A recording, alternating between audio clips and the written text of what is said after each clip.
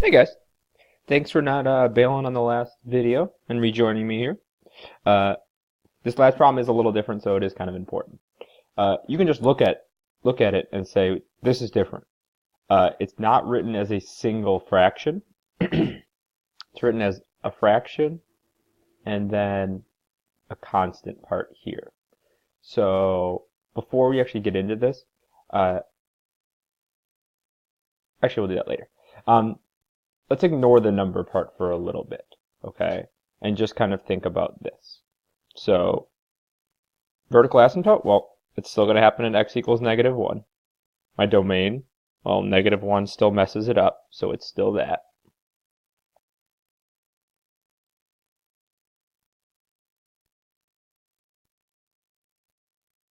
Okay, nothing really different. I'll throw down my vertical asymptote at -1.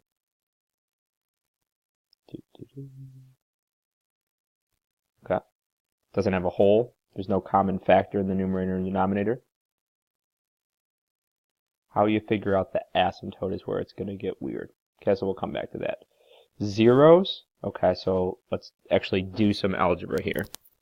I want to figure out when the y is going to be 0, so I'm trying to solve this equation. Be careful about how you solve this. Add the 2 over.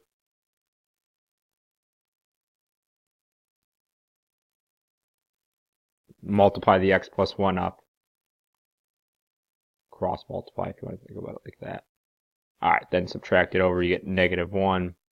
Divided by 2, you get -1/2. Okay, so just be a little careful. -1/2. 0 is my x-intercept.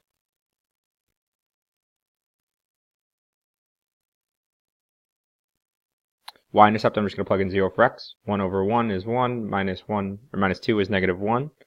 So 0, -1 is my y-intercept. Okay. Okay. So now if we think about the asymptote and the end behavior, the way to think about this is, let's just, in your mind, think about if you plugged in a super large number for x. Let's say you plugged in 1,000,000 for x. You'd have 1 divided by 1,000,001. Well, 1 divided by 1,000,001 is like 0, basically. It's really small. Minus 2. Something really small minus 2. Basically -2. Okay? So as you plug in very large x's, 1 divided by x plus 1 gets close to 0, and it doesn't really impact our y value, because 1 divided by 1,000,000 is basically 0. So what happens when you plug in really big numbers is this thing looks like -2. If you plug in really small numbers, like -10,000,000, same thing happens. Basically just -2.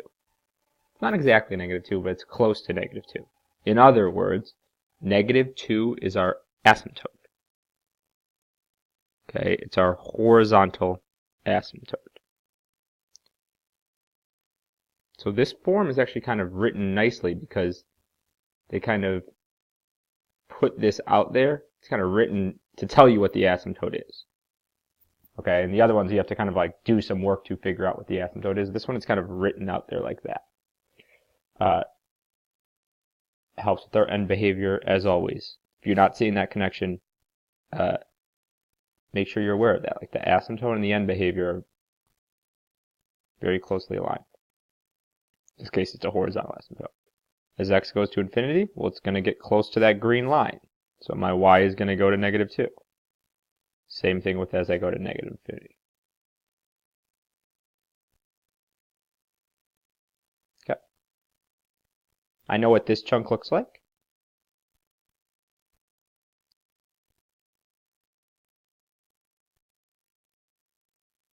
And then for this chunk, I hope you're getting a hang of this. It probably either looks like this or like this. Let me plug in -5 to see.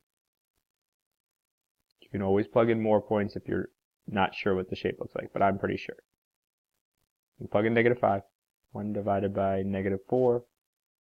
-1/4 minus 2. -2 1/4. So at -5, I'm at -2 1/4. Yep, so it's down there.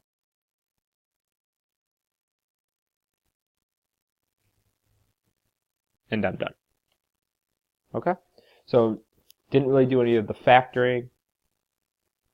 Different way to find the asymptote, but that's about it. It's different with this one. Okay? So you should be in good shape now to do the rational practice problems number 3. Go ahead and get going on that. Thanks.